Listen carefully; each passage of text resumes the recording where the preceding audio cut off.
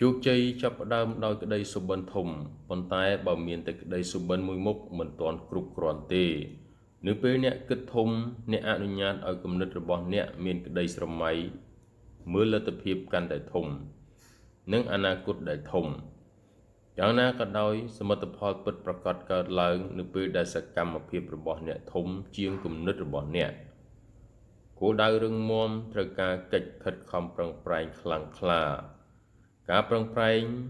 ការមានវិន័យនិងភាពក្លាហាននឹងជួយប្រែក្លាយគំនិតឲ្យទៅជាការពិតមនុស្សភាគច្រើនមានក្តីសុបិនប៉ុន្តែមនុស្សតិចណាស់ដែលចាត់វិធានការដិតដល់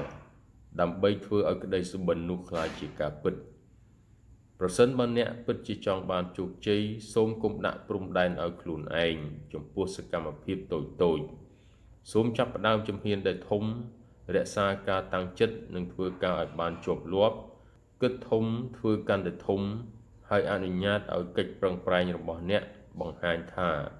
តើអ្នកយកចិត្តទុកដាក់ចំពោះគោលដៅរបស់អ្នកធំប៉ុណ្ណា